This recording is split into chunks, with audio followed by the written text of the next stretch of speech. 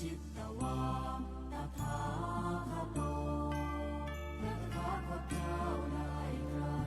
สรู้ซึ่งพระอนุตตรสัมมาสัมโพธิญาณแล้วปัทธมังยังอเทเสสิธรรมจักกังอนุตตรังสัมมาเทวะภะคะเตนะโตโลเกอัปปะวิวัตติยังเมื่อจะทรงประกาศธรรมที่ใครๆยังมิได้ให้เป็นไปแล้วในโลกให้เป็นไปโดยชอบแท้และทรงแสดงพระอนุตตรธรรมจักรได้ก่อนยะถาคาตาอุปโภอันตา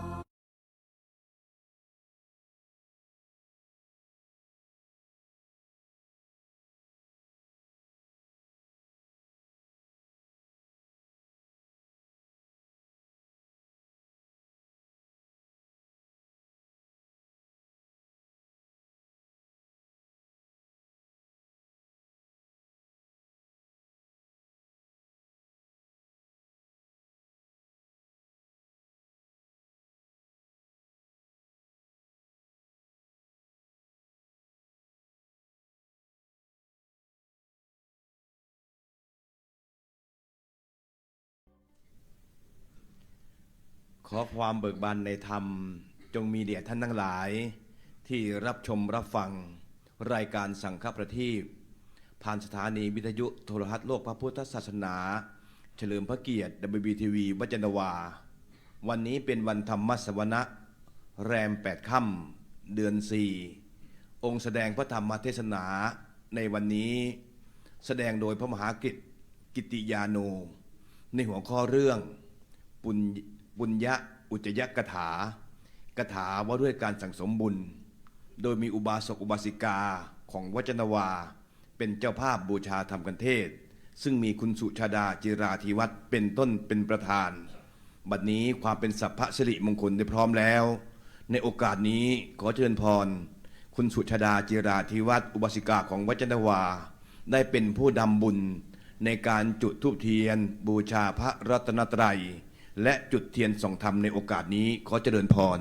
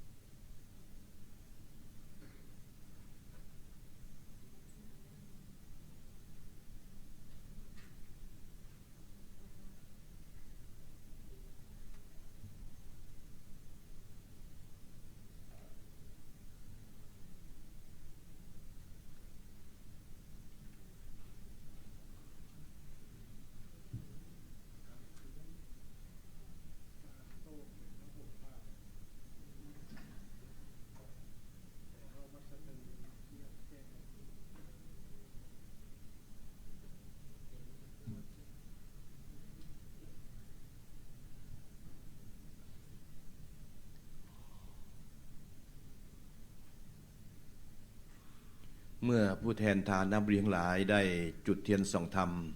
อย่างธรรมาสเป็นที่เรียบร้อยต่อจากนี้เชิญทานบดีทุกท่านได้สำรวมกายสำรวมวาจาเพื่อสร้างบุญกุศลในส่วนของการฟังพระธรรมเทศนาได้รับอานิสงส์บุญเกิดจากจิตความศักดิ์สิทธิ์เกิดจากใจเบื้องหน้าต่อจากนี้ไปเชิญท่านทั้งหลายที่มีลมหายใจเป็นทุนจะได้บุญเป็นกำไรของชีวิตด้วยการตั้งจิตให้น้ำใสตั้งใจให้น้ำเย็นในการกล่าวคำอาราธนาศีล 5พร้อมๆกันณบัดนี้มะยังพันเตวีสูงวิสูงรักคณถายะติสรณีนาสหะปัญจศีลานิยาจามะทุติยมปิมะยังพันเตวีสูงวิสูงรักคณถายะติสรณีนาสหะป ปัญจศีลานิยาจามะตติยัมปิมะยังพันเตวิสุงรักขณทายะติสรเนนะสหปัญจศีลานิยาจามะนะโมตัสสะภะคะวะโตอะระหะโตสัมมาสัมพุทธัสสะนะโมตัสสะภะคะวะโตอะระหะโตสัมมาสัมพุทธัสสะนะโมตัสสะภะคะวะโตอะระหะโตสัมมาสัมพุทธัสสะนะโมตัสสะภะคะวะโตอะระหะโตสัมมาสัมพุทธัสสะนะโมตัสสะภะคะวะโตอะระหะโตสัมมาสัมพุทธัสสะนะโมตัสสะภะคะวะโตอะระหะโตสัมมาสัมพุทธัสสะพุทธังสรณังคัจฉามิ พุทธังสรณังคัจฉามิ ธัมมังสรณังคัจฉามิ ธัมมังสรณังคัจฉามิ สังฆังสรณังคัจฉามิ สังฆังสรณังคัจฉามิ ทุติยัมปิพุทธังสรณังคัจฉามิทุติยัมปิพุทธังสรณังคัจฉามิทุติยัมปิธัมมังสรณังคัจฉามิทุติยัมปิธัมมังสรณังคัจฉามิทุติยัมปิสังฆังสรณังคัจฉามิทุติยัมปิสังฆังสรณังคัจฉามิตติยัมปิพุทธังสรณังคัจฉามิตติยัมปิพุทธังสรณังคัจฉามิตติยัมปิธัมมังสรณังคัจฉามิตติยัมปิธัมมังสรณังคัจฉามิตติยัมปิสังฆังสรณังคัจฉามิตติยัมปิสังฆังสรณังคัจฉามิปานาติปาตาเวรมณีสิกขาปะทังสมาธิยามิปานาติปาตาเวรมณีสิกขาปะทังสมาธิยามิอะทินนาทานาเวรมณีสิกขาปะทังสมาธิยามิอาทินาทานาเวรมณีสิกขาปะทังสมาธิยามิกาเมสุมิจฉาจาราเวรมณีสิกขาปะทังสมาธิยามิกาเมสุมิจฉาจาราเวรมณีสิกขาปะทังสมาธิยามิมุสาวาทาเวรมณีสิกขาปะทังสมาธิยามิมุสาวาทาเวรมณีสิกขาปะทังสมาธิยามิสุราเมรยมัชฌะปมาทฐานาเวรมณีสิกขาปะทังสมาธิยามิสุราเมรยมัชฌะปมาทฐานาเวรมณีสิกขาปะทังสมาธิยามิอิมานิปัญจสิกขาปทานิสีเลนะสุขติงยันติสาธุสีเลนะโภคสัมปทาสีเลนะนิพุติงยันติตัสสมาสีลังวิโสทะเยพระมาจาโลกาทิปติสหัมปติกาดอันชลีอันทิวารังอายาจัตถาสันติทัสสตาปาราชักขชาติกาเทเสตุธรรมัง อานุกรรมปีมังปะชัง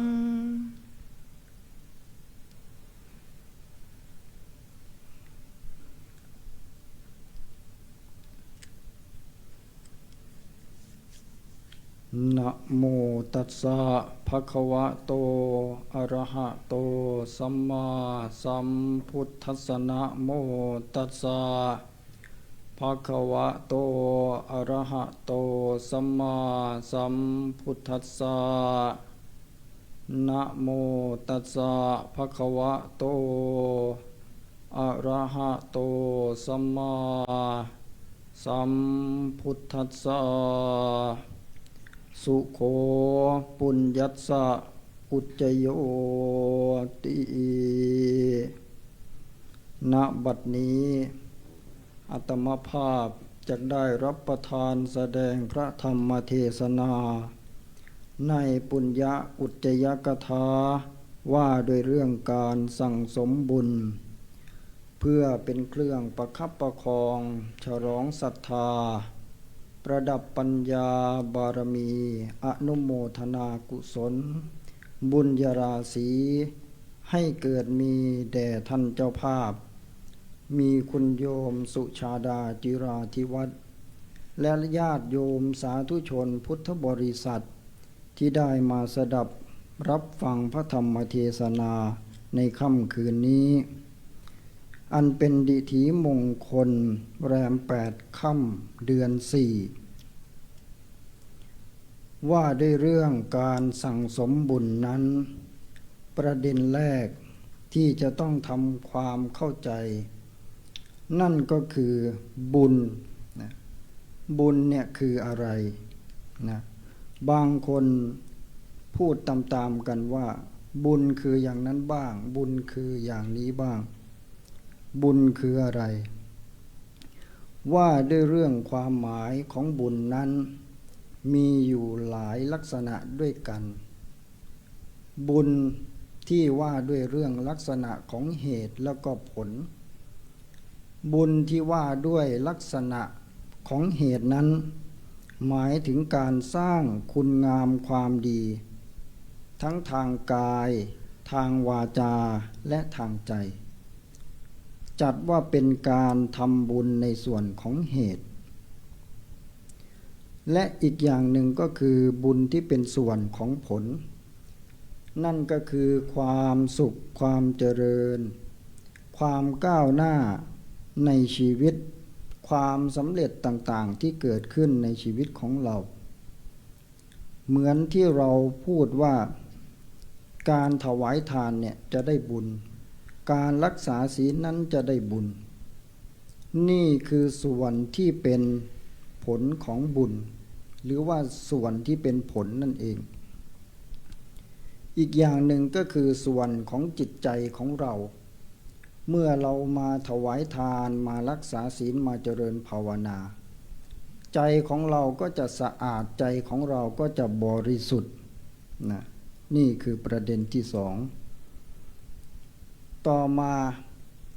บุญเนี่ยเราทำเนี่ยเพื่ออะไรทำบุญเพื่ออะไรหลายคนพูดตามๆกันว่าทำบุญเพื่อแสวงหาความสุขนะแสวงหาความสุขในชีวิตทำไมพระถึงบอกให้โยมเนี่ยทำบุญเหลือเกินนะในพระพุทธพจน์บทนี้ได้กล่าวไว้ชัดเจนเลยว่าสุโขปุญญัสสะอุจจโยแปลว่าการสั่งสมบุญเนี่ยนำสุขมาให้การสั่งสมบุญเนี่ยนำสุขมาให้ทีนี้เราก็เข้าใจเป็นเบื้องต้นแล้วว่าการที่เราสั่งสมบุญการที่เรามาทำบุญนั้นนะก็เพราะว่าเราอยากที่จะได้ความสุขนั่นเองนะการที่เราอยากได้ความสุขนั่นก็คือการที่เรามาทำบุญเป็นสิ่งที่เราเนี่ยต้องการเป็นสิ่งที่เราปรารถนาในชีวิตนั่นก็คือความสุขถามคุณโยมได้เลยว่าในชีวิตเนี่ยอยากได้อะไรในชีวิตต้องการอะไรแน่นอนว่า คุณโยมต้องตอบว่าอยากได้ความสุขในชีวิตนะอยากได้ความสุขในชีวิตเราทำงานก็ดีหาเงินหาทองก็ดีประกอบอาชีพการงานต่างๆศึกษาเล่าเรียนทุกสิ่งทุกประการนะก็เพื่อความสุขนั่นเองจุดมุ่งหมายในชีวิตก็เพื่อความสุขฉะนั้นเนี่ย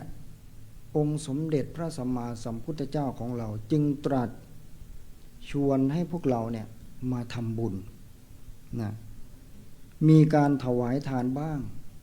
การรักษาศีลบ้างการเจริญภาวนาบ้างนะ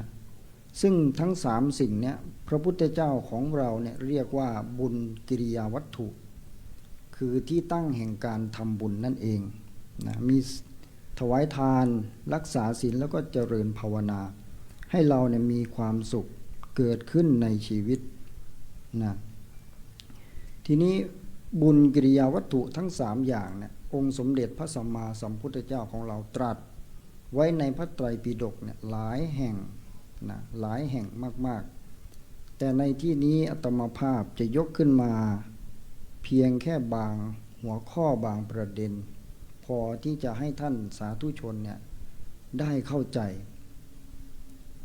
หยิบยกมาในกินทัทธสูตรพระไตรปิฎกเล่มที่15ในกินทัทธสูตรเนี่ยเรื่องมีอยู่ว่าในสมัยหนึ่งที่องค์สมเด็จพระสัมมาสัมพุทธเจ้าของเรานั้นยังทรงพระชนชีพอยู่มีเทวดาตนหนึ่งลงมาจากสวรรค์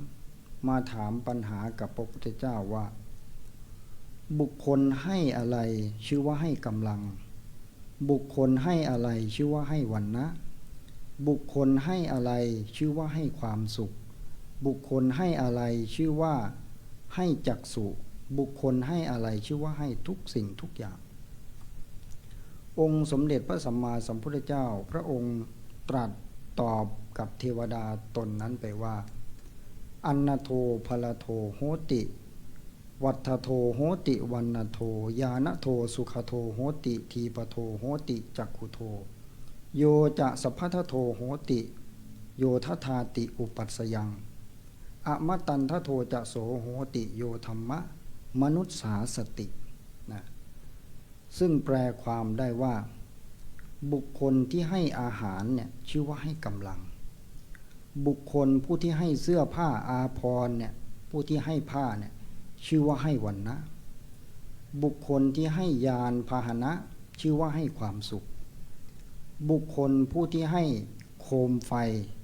คือประทีปเนี่ยชื่อว่าให้จักษุคือดวงตาบุคคลผู้ที่ให้ทุกที่พักอาศัยชื่อว่าให้ทุกสิ่งทุกอย่าง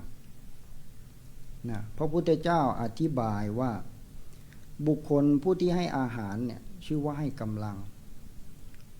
เราเนี่ยแม้จะมีร่างกายที่แข็งแรงสักเพียงใด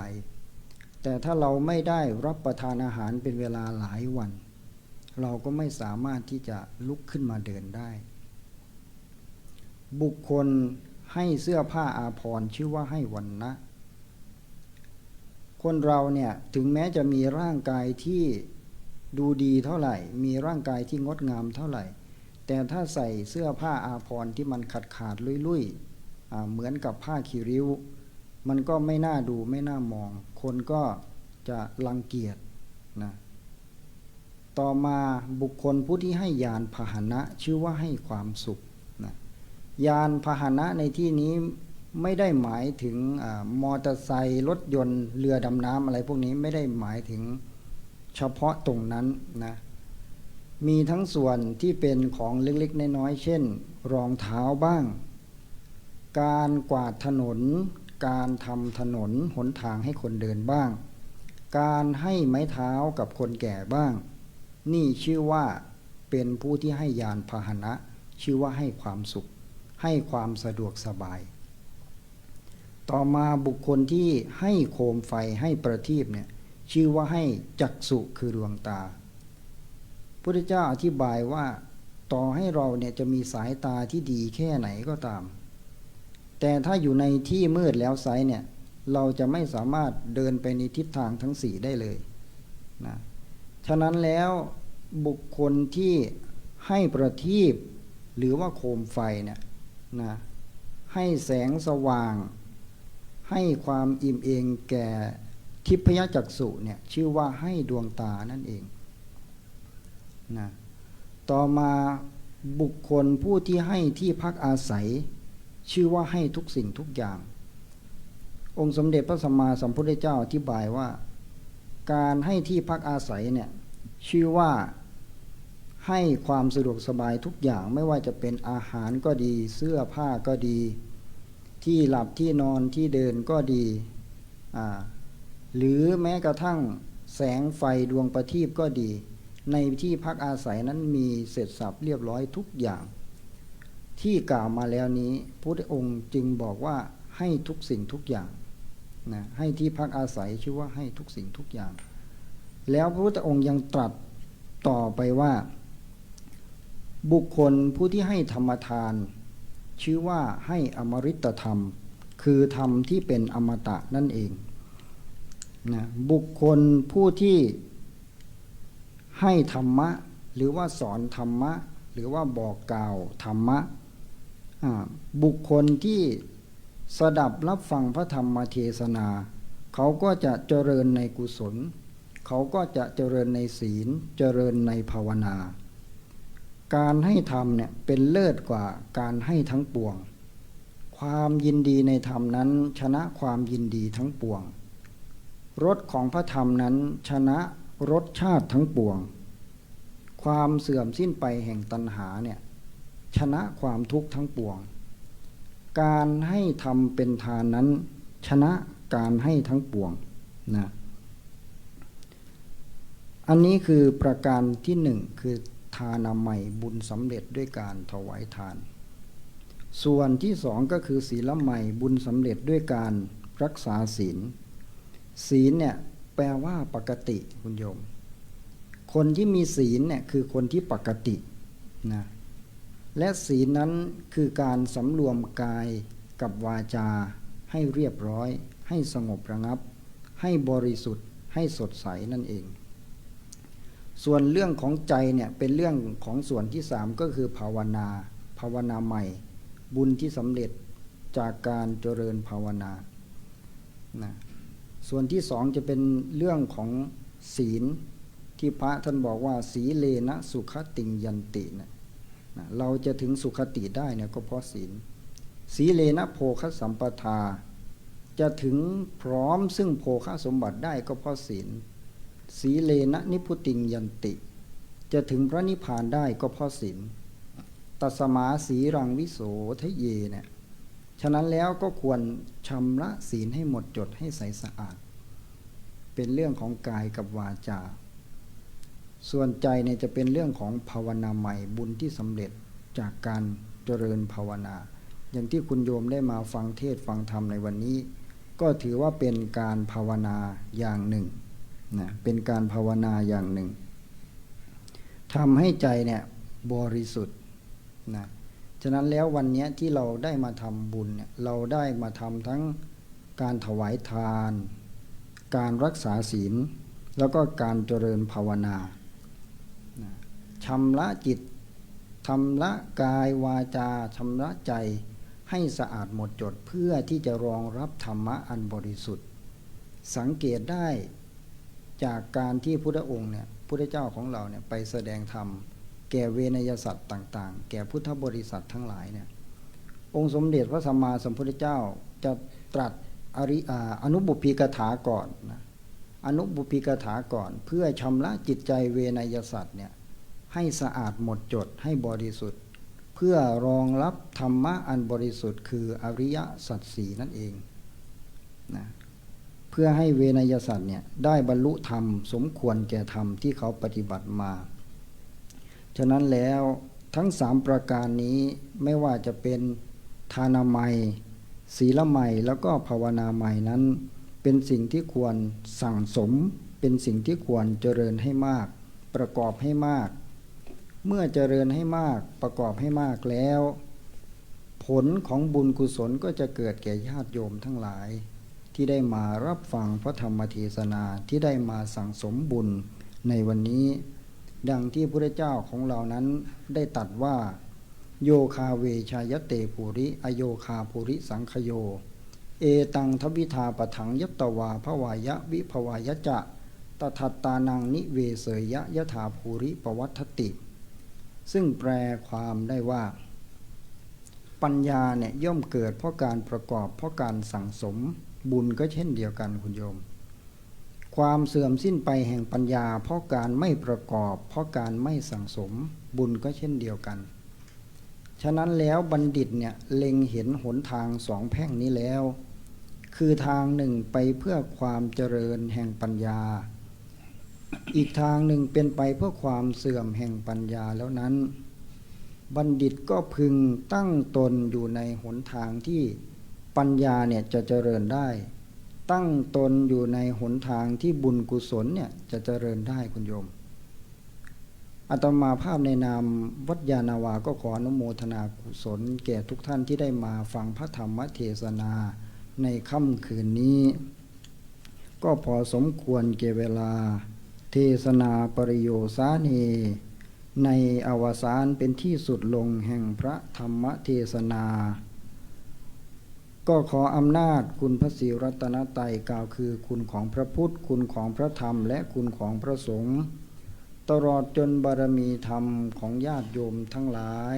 มีคุณโยมสุชาดาเป็นต้นและท่านสาธุชนทั้งหลายจงมารวมกันเป็นตบะเป็นเดชะเป็นพลวะปัจจัยอำนวยอวยชัยให้ท่านทั้งหลายจงประสบแต่ความสุขความเจริญคิดหวังสิ่งหนึ่งประการใดที่เป็นไปโดยชอบและประกอบด้วยธรรมแล้วไซร้ก็ขอให้สิ่งเหล่านั้นจงพลันสำเร็จจงพลันสำเร็จจงพลันสำเร็จในที่ทุกสถานในการทุกเมื่อรับประทานแสดงพระธรรมเทศนาในปุญญอุจจยกถาก็พอสมควรแก่เวลาขอยุติลงปลงไว้แต่เพียงเท่านี้เอวังก็มีด้วยประกาศนี้การแสดงพระธรรมเทศนาในปุญญอุจจยกถาได้จบบริบูรณ์ทุกประการเพื่อให้ฐานบริทั้งหลายได้รู้เรื่องราวของการให้ที่เปลี่ยนไปด้วยใจของความเป็นเมตตาการทำบุญให้ทานถือเป็นทางแห่งความดีถือเป็นกุญแจแห่งไมตรีเป็นกำแพงป้องกันภัยรีเป็นบารมีของบัณฑิตเป็นบันไดชีวิตไปสู่สวรรค์และเป็นสะพานข้ามพ้นซึ่งโอคะสงสารเพราะฉะนั้นแล้วการให้ทานถึงเป็นเบื้องต้นแต่ก็เชื่อมต่อไปถึงท่ามกลางและสิ้นสุดลงได้ด้วยการมีปัญญาในโอกาสนี้ขอเจริญพรคุณสุชาดาจิราธิวัฒน์อุบาสิกาของวัดจันทวาท่านแรกได้เข้าถวายกัปปิยพันธ์บูชาธรรมกันเทศลำดับถัดจากนั้นหากมีทานบดีท่านไหนมีความประสงค์ที่จะร่วมบูชาธรรมกันเทศก็ขอเจริญพรได้ตามอัธยาศัยเพื่อสั่งสมบุญในการให้ทานรักษาศีลและก็การเจริญจิตภาวนาเพื่อเป็นบารมีแห่งบุญเป็นบารมีแห่งทานให้กับเราในการฟังธรรมะทุกครั้งการสำรวมกายสำรวมวาจาในการฟังเท่ากับว่าเรานั้นได้เป็นผู้มีศีลฟังอย่างจิตจ่อมีสมาธิเป็นผู้มีภาวนาส่วนของปัญญาสั่งสมบุญทีเล็กทีละน้อยประดุจดังว่าเม็ดฝนที่ตกลงจากท้องฟ้าหยาดฝนทีเล็กทีละน้อยนั้นย่อมทำให้ภาชนะหรือตุ่มเป็นต้นเต็มได้บริบูรณ์ได้ชั้นใดบุญกุศลย่อมบริบูรณ์ได้ชั้นนั้นเช่นเดียวกัน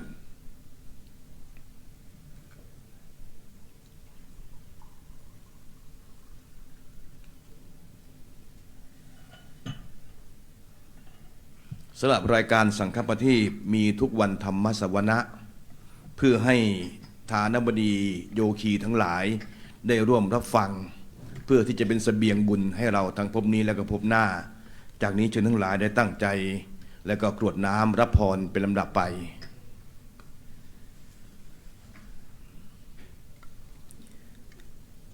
ยะถาวาริวหาปุราปริปุเรนติสาครัง เอวะเมวะอิโตทินังเปตานังอุปกปปติ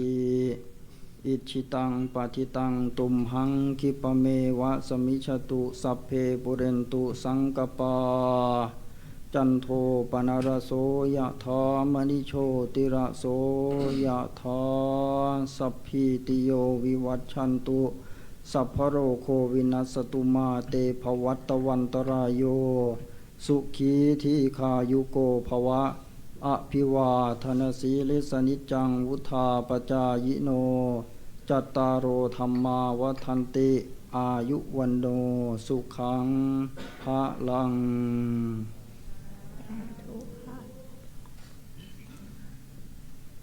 สำหรับวันนี้รายการสังฆปฏิปขออนุโมทนาบุญอุบาสิกาของวัดยานนาวาทุกท่านซึ่งมีคุณสุชาดาเจราธิวัฒน์เป็นต้นที่ได้ร่วมบูชาธรรมกันเทศพบกันใหม่ในวันธรรมสวนานาสำหรับวันนี้หมดเวลาแล้วขอลาทั้งหลายมีความสุขกายเย็นใจมีพระพุทธผู้สูงล้ำพระธรรมผู้สูงเลิศพระอริยสงฆ์ผู้ประเสริฐรวมบ่อกเกิดแห่งพระรัตนตรัยจงอำนวยให้ทั้งหลายสุขกายเย็นใจมีความสุขทุกท่านทุกคนวันนี้หมดเวลาลงแล้วขอจบเพียงเท่านี้ขอเจริญพร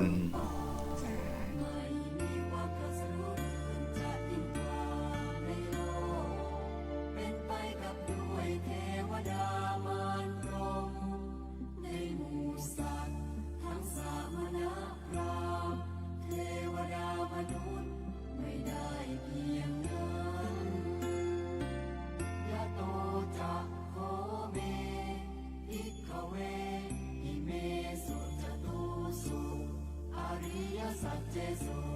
เอวันติปริวัตตังทวาทสาการังยถาภูตังญาณทัสสนังสุวิสุทธังอโหสิดูก่อนภิกษุทั้งหลายก็เมื่อใดและปัญญาอันรู้เห็นตามเป็นจริงแล้วอย่างไรในอริยสัจสี่เหล่านี้ของเราซึ่งมีรอบสามมีอาการ12อย่างมีหมดจดดีแล้วอัฏฐาหังภิกขเวสัทเทวเกโลเกสมารเกสัพพมเกสัสสะ